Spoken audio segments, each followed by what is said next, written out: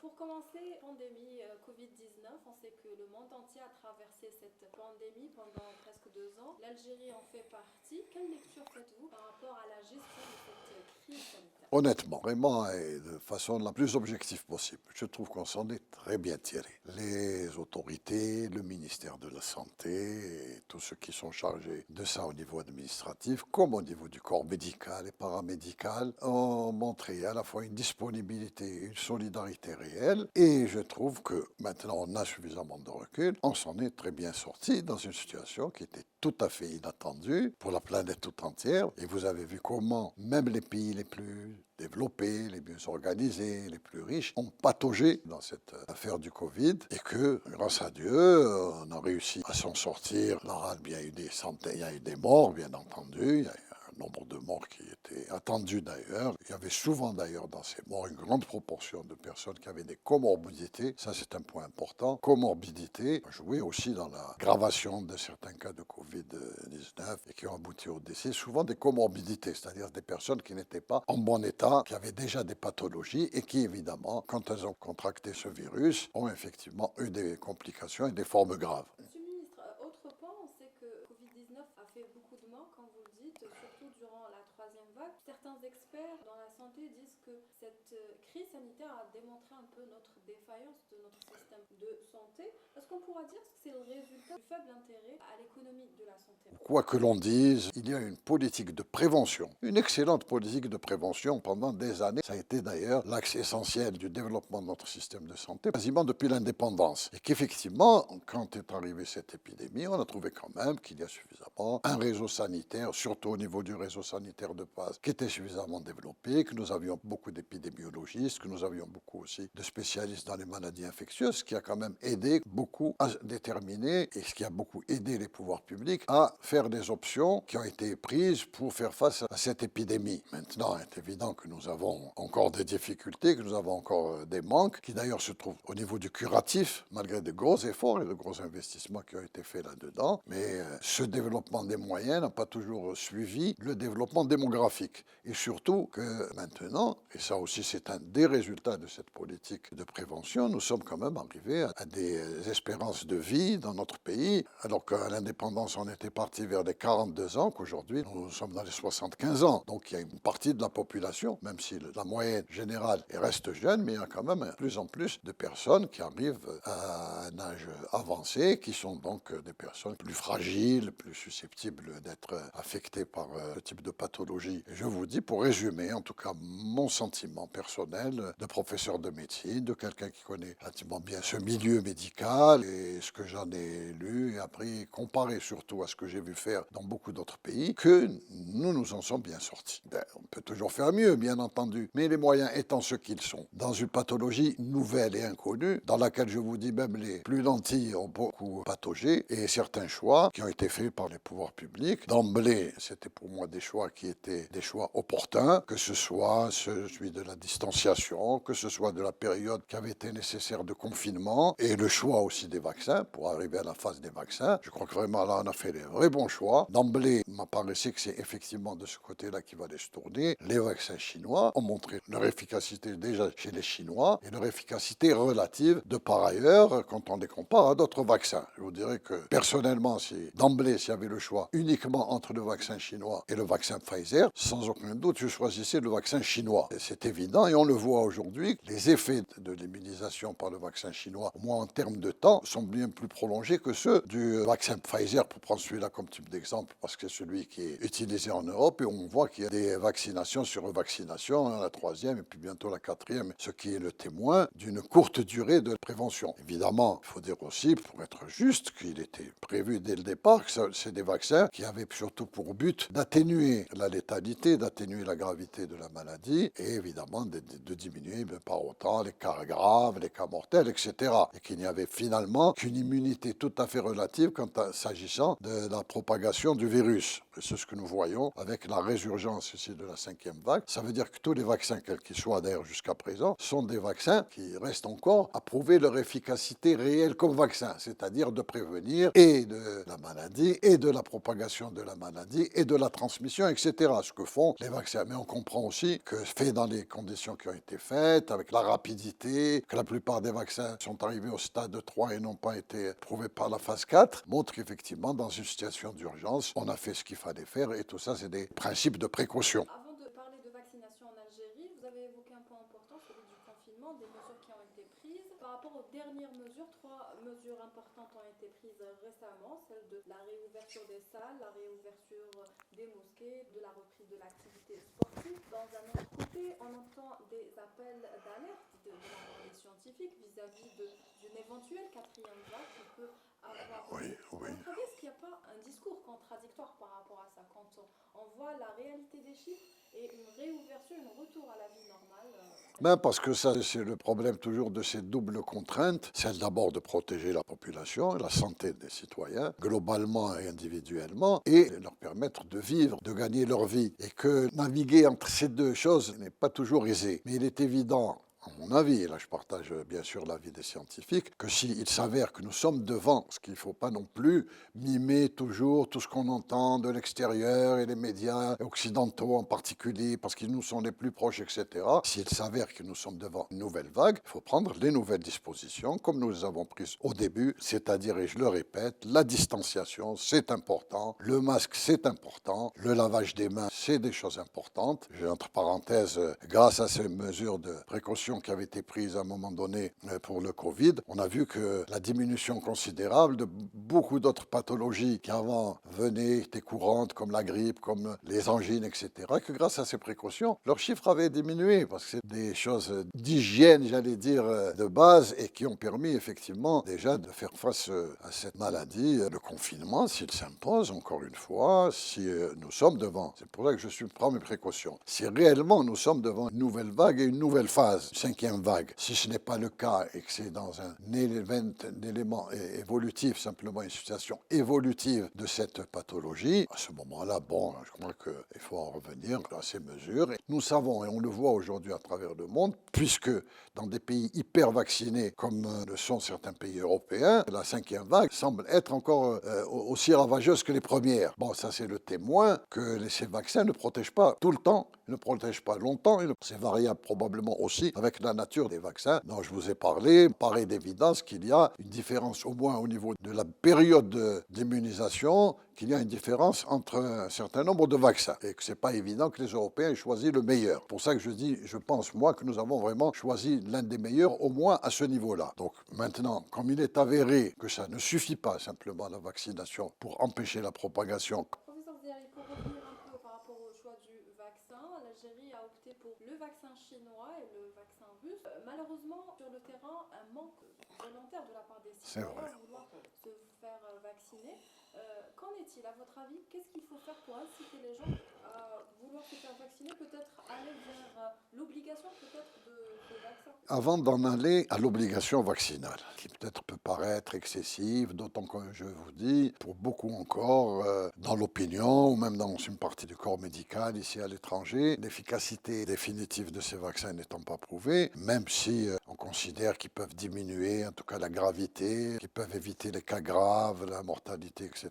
Je crois qu'il faudrait déjà une vraie sensibilisation. Quand je dis une vraie sensibilisation, c'est-à-dire une véritable mobilisation de la société civile, des enseignants, des mosquées, des associations de jeunesse, bien sûr des pouvoirs publics, c'est évident. Une chose, il faut le souligner, dans une épidémie de ce type et dans ces conditions que nous connaissons, il ne faut pas compter uniquement sur les pouvoirs publics. Les pouvoirs publics organisent, orientent, etc., mais il y a une contribution aussi de la population et des segments de la population et des espaces intermédiaires. On voit bien dans une sensibilisation de la population à travers ses syndicats, à travers ses associations, son mouvement culturel. C'est important. Maintenant, nous avons les moyens, par les moyens de la télévision, les moyens de la radio, les moyens des réseaux sociaux, d'expliquer aux gens qu'il faut le faire, qu'il ne faut pas non plus tomber aussi, parce qu'il y a une contre-propagande dans les réseaux sociaux épouvantable contre les vaccins, et que les Algériens sont habitués aux vaccins, que c'est d'ailleurs d'ailleurs grâce au vaccin que la plupart des maladies qui étaient encore très courantes dans les années 60 ont complètement disparu,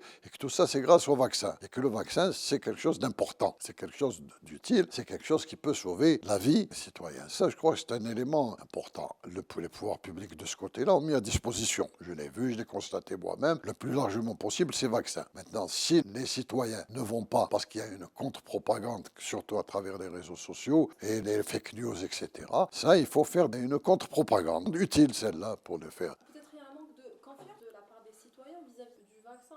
On n'a pas su communiquer peut-être. Mais pourquoi manquerait-il de confiance au vaccin d'un caractère général, pas ce vaccin en particulier? Vous voulez dire que la vaccination, ils ne croient pas trop à l'efficacité de cette vaccination? Mais parce que peut-être, effectivement, on n'a pas suffisamment communiqué, on n'a pas suffisamment expliqué, on a laissé ça se propager. Je vous dis encore, ne serait-ce que c'est un principe déjà de précaution, puisqu'il s'avère que ce vaccin ne protège pas entièrement, ne protège pas tout le monde, et qu'il n'empêche pas la propagation de l'un à l'autre. Qu'ils exposent que ceux qui ne se vaccinent pas prennent une responsabilité dans l'atteinte de ceux d'autres personnes, de leur famille, de leurs proches, de leurs amis, de leurs collègues de travail, et que c'est une responsabilité qu'ils ne devraient pas prendre, qu'il faut qu'ils soient responsables. Il y a eu certaines mesures qui ont été prises, à l'image du pass sanitaire, du carnet vaccinal. À votre avis, est-ce qu'il faut aller vers ça pour essayer d'inciter peut-être les gens à se faire vacciner en Algérie? Moi, je crois qu'il faut les encourager à se faire vacciner partout où ils sont, c'est-à-dire dans leurs entreprises, dans leurs unités, dans leur administration, dans leurs écoles, et continuer quand même à faire un travail d'explication et d'essayer d'attirer le plus de gens. Là où il est nécessaire de vacciner, il faudra peut-être effectivement demander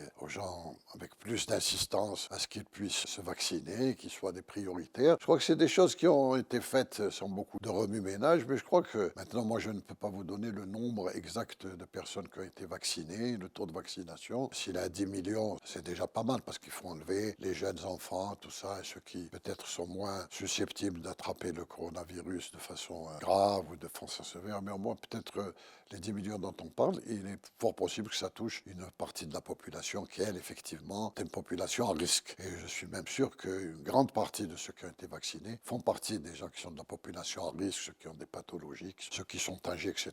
Ce qui est une excellente chose, puisque c'est eux qui risquent le plus le reste de la population qui n'a pas des formes graves, soit des porteurs sains, soit qui ont des formes légères et des formes qui ne nécessitent pas d'hospitalisation. Il y en aura, et vous savez que ce type de population est difficile à saisir en termes de chiffres. Pas toujours facile parce qu'il n'y a pas toujours de déclaration des médecins. Les intéressés eux-mêmes ne vont pas toujours chez le médecin, ce soit chez eux. Il y a des porteurs sains, bien entendu. Il y a des formes très légères qui peuvent passer inaperçues ou bien qui apparaissent comme une grippe ou comme une angine ou autre. Donc là, il faudrait effectivement essayer de serrer au plus près pour parler de troisième vague. Moi, je parle toujours comme les scientifiques. Il n'y a pas de politique là-dedans. Pour serrer au plus près le nombre, s'il y a une autre vague, il faut effectivement avoir le plus possible de renseignements sur la diffusion du virus. Donc, multiplier les tests.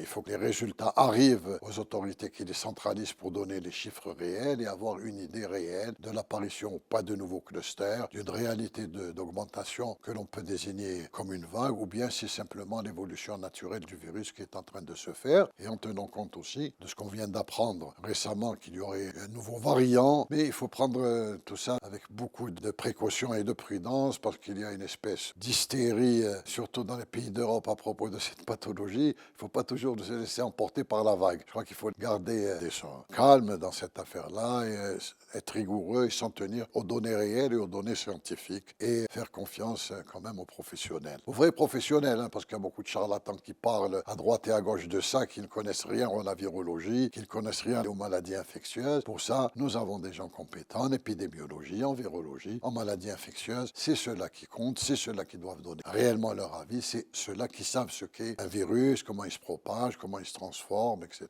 Parce que là, on parle de beaucoup de variants, mais les virologues sérieux vous diront que ces variants ne sont que la variation d'un même virus et que ce virus, en se repiquant, peut changer. Et c'est l'une des grandes difficultés, justement, thérapeutiques des maladies virales. C'est ce virus qui se transforme et se modifie au fur et à mesure qu'il se repique, et c'est ça qui empêche de trouver des médicaments efficaces. Ça, par rapport au nouveau variant, c'est un nouveau variant qui a apparu en Afrique du Sud, d'après les dernières déclarations de l'AFP.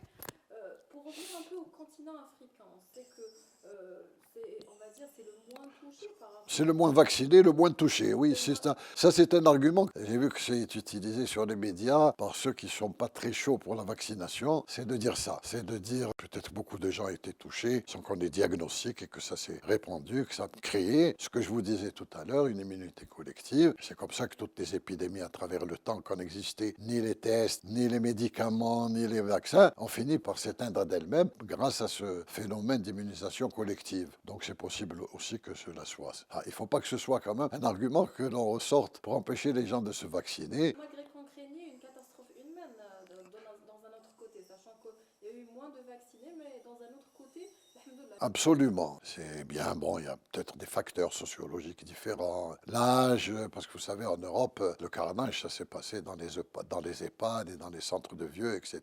Tous ces jeunes, toutes ces vieilles personnes qui étaient dans des centres, loin de leur famille, etc., qui étaient âgés. Attention, c'est dans ces populations de 80 ans et plus, oui, beaucoup de gens, parce que c'est un continent vieillissant, c'est un continent de vieux, le continent européen maintenant. Et évidemment, ces résultats-là en témoignent, contrairement au continent africain, au continent asiatique, qui était aussi un continent très peuplé. J'avais vu comment des pays comme le Vietnam, par exemple, ont eu très peu de cas pendant longtemps. D'ailleurs, au moment même où apparaissait la vaccination, on a vu remonter le chiffre des malades. C'est pour ça que je vous dis, dans la situation actuelle, il est assez difficile, effectivement, de faire une analyse à la fois rigoureuse, objective, que l'on peut appliquer à tout le monde de la même manière. Il y a apparemment beaucoup de variations, beaucoup de différences. Et c'est pour ça qu'il faut être, s'agissant en tout cas de nous, de rester dans nos rails, de ne pas se laisser embringuer dans toutes les discussions qui se passent par ailleurs, parce que je sais qu'il y a beaucoup l'effet des médias étrangers, en particulier français, etc., sur nous, où les gens écoutent et suivent et tout, et ces débats perturbent un petit peu. Je crois qu'il faut rester dans nos rails,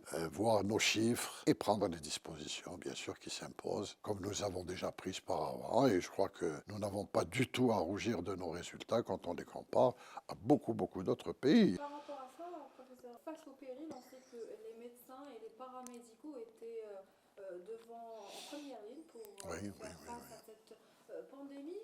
Pour revenir un peu à l'Algérie, est-ce que cette crise permettra-t-elle de remettre la santé au centre des Écoutez, intérêts, de la préoccupation des pouvoirs publics? je l'espère, je le souhaite. Je crois que ça permettait quand même une prise de conscience sérieuse de ce que j'ai remarqué même moi-même avec beaucoup de mes confrères et de mes discussions ici, dans beaucoup d'autres centres hospitaliers algériens, de la mobilisation solidaire du personnel. C'est pas simplement des gens qui travaillaient, vous voyez, vous comprenez? Pas seulement des gens qui travaillent, c'est mon boulot, je fais mon boulot. Non, ils faisaient leur boulot, mais ils étaient solidaires avec les malades, ils étaient solidaires entre eux. Comme dans toutes les catastrophes naturelles, que les Algériens savent se mobiliser, comme pas un dans les catastrophes naturelles, qu'il s'agisse d'inondations, qu'il s'agisse d'incendies, qu'il s'agisse de tremblements de terre. C'était un peu, ça c'était aussi rassurant et c'est ce qui a fait que beaucoup de personnel, médical et paramédical, ne comptaient pas leurs heures de travail, ne comptaient pas leur temps, étaient prêts, étaient dévoués, ils ont fait leur travail. Et j'espère qu'effectivement, ce secteur soit valorisé mieux qu'il ne l'a été jusque-là. Vous savez, la valorisation du secteur de la santé a toujours été un objectif depuis toujours. Bon, ça avance, mais il faudrait que ça avance plus vite simplement. Je parle de la rémunération des personnels, en particulier du personnel de médecins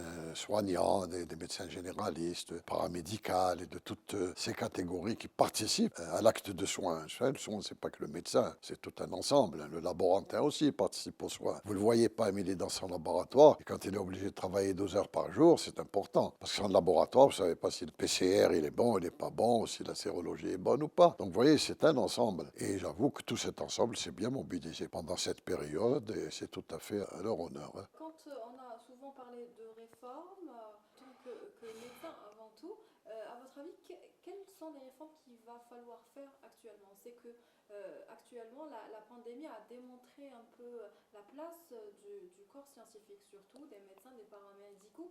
Si on doit parler de réformes, quelles seront les vôtres, monsieur Ziad? Le scientifique est très dépendant de l'organisation. Donc il y a un problème de remise en ordre, de revoir, sans copier qui que ce soit et quoi que ce soit. À la lumière de toute cette expérience. Et Dieu sait que des propositions et des documents, vous savez, il y a des tonnes dans les bureaux du ministère de la Santé. Il faut mettre en place cette réforme, de mieux l'organiser, de le décentraliser. C'est important la décentralisation. Mais quand on décentralise, il ne faut pas décentraliser seulement les responsabilités. Il faut décentraliser les moyens. Quand vous décentralisez, il faut décentraliser le tout, depuis le laboratoire, aux radiologues, au personnel paramédical bien entendu, et effectivement que la décision soit soit le plus proche possible du malade, de rentabiliser plus les petits centres de santé qu'il y a, les polycliniques, les hôpitaux régionaux qui sont à travers le pays, pour pouvoir libérer effectivement les grands centres hospitalo-universitaires de leurs activités qui concernent la médecine, les niveaux un peu plus compliqués, plus spécialisés, l'enseignement bien entendu, et tout cela. Et ça, c'est ça qui est important. Une meilleure répartition territoriale aussi, peut-être? Tout compte. Il y a eu beaucoup de choses qui ont été investies dans ce domaine. Bon, j'ai été ministre de la Santé récemment, heureux de découvrir des hôpitaux dans des endroits. Moi, comme j'ai eu une longue carrière là-dedans, avant, où il n'y avait rien. Maintenant, il y a quand même, en termes d'infrastructure, beaucoup de choses ont été faites. Il ne faut pas parler uniquement des CHU qui n'ont pas été construits. C'est vrai, en termes de CHU, indiscutablement, il y a un manque. Un jour, on fera l'historique de ce manque et le pourquoi, parce que ça remonte à loin, cette histoire, ça ne remonte pas à récemment. Mais au niveau des autres structures DGR, il y a un travail remarquable qui a été fait, y compris au niveau des petits hôpitaux. Et partout, le problème, effectivement, c'est qu'il ne s'agit pas simplement de construire des murs et d'y mettre des fonctionnaires. Il faut les doter de tous les moyens. Il faut que le citoyen qui va se soigner à Ouergla trouve les mêmes soins quand il va à Tiaret, ou là, quand il va à Khenchla, ou là, quand il va à Michli, enfin, à Hammam. Voilà, c'est-à-dire de la même manière, doter tous les endroits de la même manière, des mêmes compétences, des mêmes spécialités, etc. Vraiment, on a besoin d'une normalisation au sens propre du terme, c'est-à-dire que chaque structure de santé à son niveau de soins puisse répondre exactement aux mêmes normes. Et puis, bien sûr, comme dans tout le reste des secteurs, d'alléger la bureaucratie aussi dans ce domaine qui a été aussi souvent victime de la bureaucratie.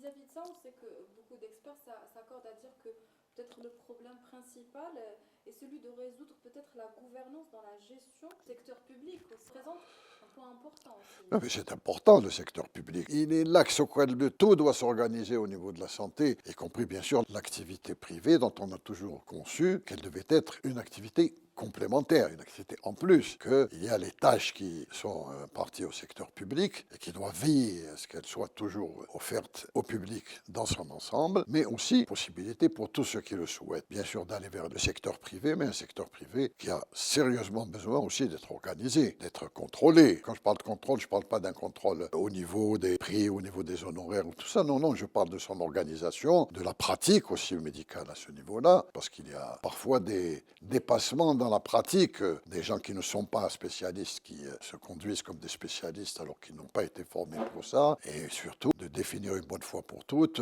l'interrelation qui doit se faire entre les structures privées et publiques, depuis le cabinet à la clinique jusqu'à l'hôpital. Que ce doit être, si vous voulez, une espèce de constellation organisée dans laquelle l'hôpital public est le noyau central. Régulation entre secteur privé et public aussi, professeur Diarry? Une contractualisation entre le secteur public et privé, pourquoi pas, bien entendu. Mais ça doit être normalisé, c'est-à-dire, c'est pas chacun, là où il veut, fait ce qu'il veut, c'est-à-dire, il y a des règles qui doivent être bien prédéfinies et qui sont applicables pour tous, et à ce moment-là, de faire participer ce secteur privé de façon volontaire en général, là-dedans, ou en tout cas de faire une participation réelle, y compris les médecins privés qui ne jouent pas le jeu, la sécurité sociale ne les reconnaît pas et les laisse travailler. Donc ce sont des éléments importants. C'est pas la jungle, le secteur privé. Il est privé, mais il est dans un système organisé. Il a une mission de service public. Quand on est privé dans ces secteurs-là, on a une mission de service public qui demeure. Donc on est astreint à un certain nombre de règles qu'il faut respecter. Autre point, professeur Diarry, par rapport à la gestion surtout des hôpitaux, on sait par exemple, si on doit prendre l'exemple de certains pays asiatiques par exemple, qui émergent actuellement, à l'image de Singapour par exemple, les hôpitaux sont gérés, surtout les hôpitaux publics sont gérés tels qu'une entreprise, une société privée. Est-ce qu'on doit aller vers ça, aller vers des gestions plus rigoureuses par rapport à nos hôpitaux, parce qu'on a vu une certaine fragilité peut-être de certaines structures actuellement? On m'avait donné un exemple qui, lui, est une exception sur la planète. Si vous avez vu Singapour, c'est vraiment autre chose. On ne peut pas comparer. Singapour, ils en sont déjà à la médecine du 22e siècle. Ce n'est pas un modèle pour nous, en tout cas, dans le proche avenir. Ce n'est pas du tout ça. La rationalisation de la dépense hospitalière, on en a vu les dégâts dans un pays comme la France. Là, un pays qui a essayé cette formule et qui aujourd'hui est critiqué de toutes parts parce qu'au moment de l'épidémie, ils sont aperçus que nada, où on est le secteur public et dans la situation du secteur public. Donc là, il faut être prudent dans ce que l'on fait. Il faut rationaliser la gestion, bien entendu. Moi, je trouve qu'il faut la débureaucratiser surtout, que lorsque dans un hôpital, on a besoin d'une lampe pour un fibroscope. On n'attend pas 3 mois pour avoir la lampe qui coûte 100 dinars. Ces problèmes-là doivent être résolus. Donc que l'hôpital public puisse réagir exactement de la même manière qu'un centre privé, c'est-à-dire de faire face aux besoins d'urgence et aux besoins exactement comme le privé. Donc pour ça, il faut débureaucratiser. C'est pour ça que je dis qu'il faut décentraliser. Évidemment, quand on décentralise, s'agissant du budget de l'État, c'est-à-dire de l'argent des citoyens, il faut un contrôle de la plus grande rigueur. Pas de discussion là-dessus. À ce moment-là, effectivement, pourquoi pas? On peut très bien gérer plus économiquement, parce qu'il y a aussi beaucoup de gaspillage dans les hôpitaux. C'est là où la responsabilisation est importante. Je peux vous dire qu'il y a des pays où j'ai vu que lorsqu'il y a une seringue qui manque dans un service hospitalier, l'infirmier qui est responsable, il va la payer de sa propre poche, parce qu'il en est responsable. Là, il faut effectivement arriver à des formules de ce type-là, de cette responsabilisation au plus bas, mais une vraie responsabilisation. Et là, effectivement, les gens seront plus attentifs à la préservation de leur outil de travail, des CCM. Et effectivement, et l'argent qui n'irait pas donc dans ce gaspillage pourrait servir à payer le personnel médical et paramédical. Voilà, par exemple, un type d'exemple de rationalisation de la gestion qui peut se faire. Et c'est un travail très lourd et la décentralisation dans ce domaine est importante. Professeur Ziali, autre point, on va essayer de se pencher vers un autre secteur, celui qui est complémentaire, celui du médicament. Industrie pharmaceutique, on sait qu'il représente, si on peut dire, le bon élève de l'industrie algérienne.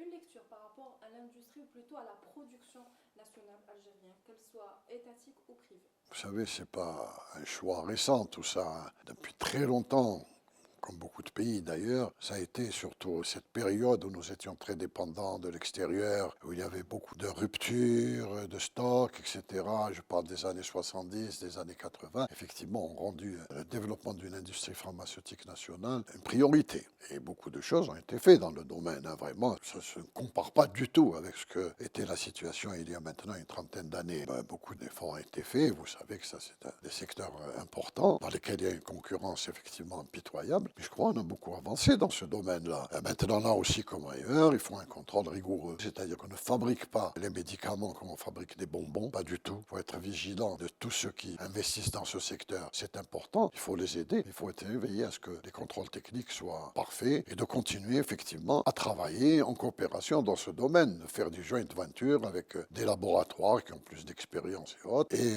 qui permettent de fabriquer, puisque maintenant, on est quand même dans la période où plus personne ne conteste la nécessité des génériques. Vous savez que pour les génériques, c'est pas venu de façon aussi simple. Il y a eu beaucoup de résistance, y compris dans les corps médicaux ici et ailleurs, parce que les laboratoires, les grands labos étaient derrière, évidemment. Le générique était vu à ce moment-là comme un manque à gagner pour ces grands laboratoires. Et par la suite, ils se sont mis eux-mêmes d'ailleurs à faire fabriquer des génériques pour pouvoir effectivement faire face à la demande, qui se passe dans des pays qui n'ont pas les moyens de dépenser, sans compter leur argent pour les médicaments. Et beaucoup de choses ont été faites, avancé beaucoup maintenant. La science continue d'avancer dans ce domaine, elle continuera toujours d'avancer. Et effectivement, il faudra toujours plus d'argent, il faudra toujours plus d'investissement, et c'est pour ça qu'il faut être performant, il faut tout faire pour pouvoir avoir développé, au moins pour la majorité des produits. Tous les produits ne sont pas des produits très coûteux, ne sont pas tous des produits nécessaires pour tout le monde, etc. Mais au moins de couvrir le plus possible la gamme de médicaments dont on a besoin usuellement en termes d'antibiotiques, un certain nombre aussi d'anticancéreux qui sont faciles à fabriquer aussi, il n'y a pas que ça.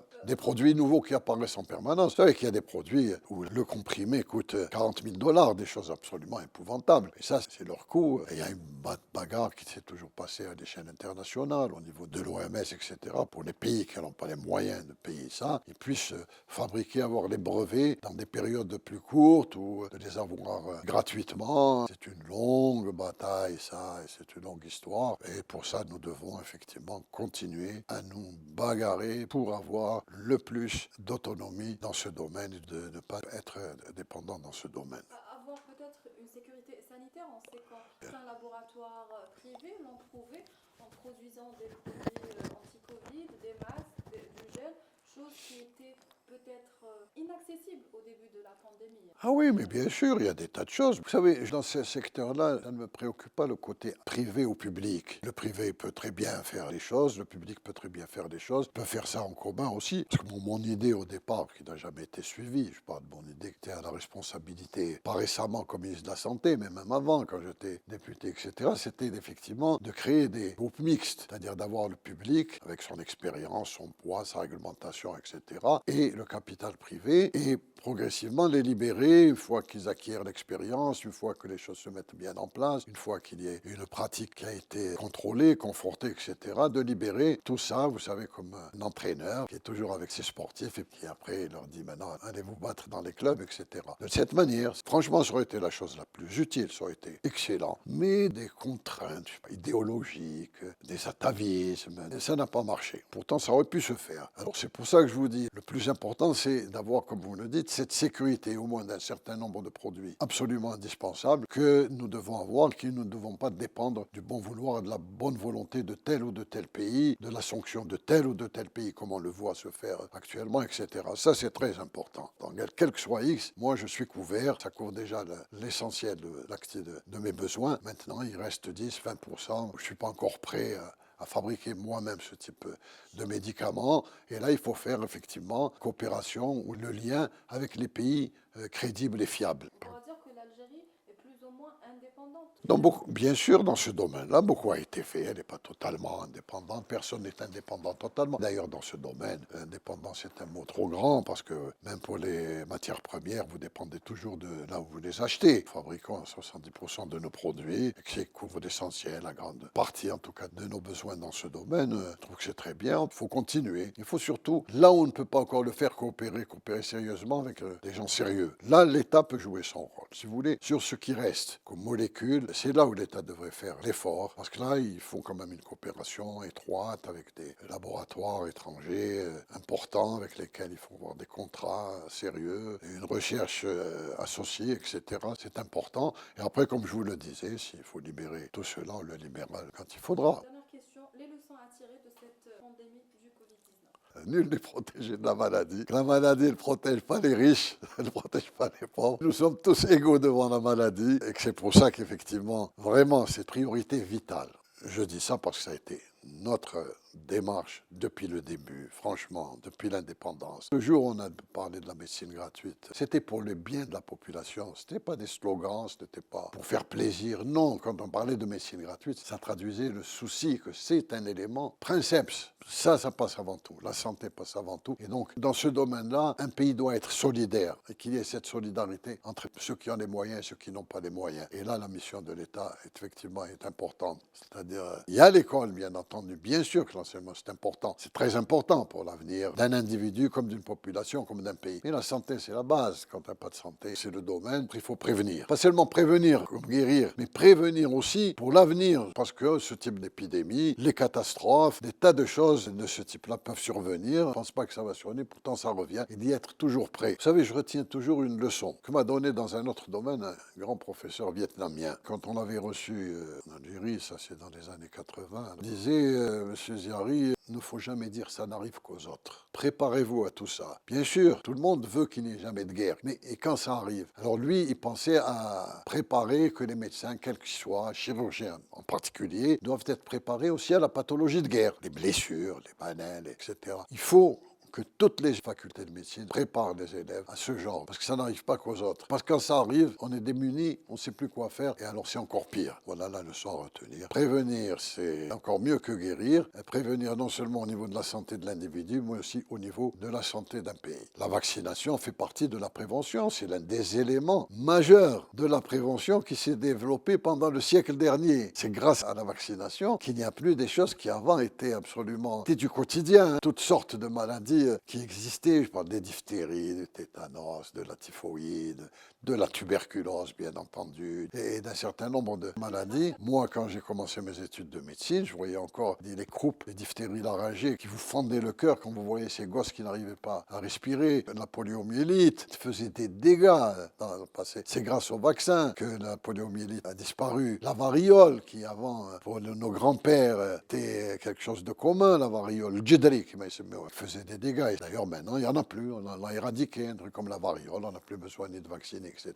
C'est terminé. Alors, pour ça que je vous dis, il faut que nos citoyens comprennent que le vaccin, c'est très important, qu'au maximum, s'il n'empêche pas la maladie de se développer, il l'atténue, comme il le fait d'ailleurs pour la grippe. Vous savez, quand on se vaccine pour la grippe, on sait quand on se vaccine qu'on peut avoir une grippe, mais une petite grippe, c'est-à-dire qu'elle est plus légère. Donc pour cette maladie, il faut considérer que c'est la même chose. C'est pour ça qu'il ne faut pas se laisser prendre par ce discours complotiste, anti-machin que l'on voit un peu sur les réseaux sociaux, où Tana nous reprennent comme des moutons, bien entendu. Soyons sérieux. La science a fait des grands progrès. Il y a des scientifiques de haut niveau. Il faut les écouter quand ils vous disent qu'il faut faire ceci ou cela. Il ne faut pas écouter les ragots.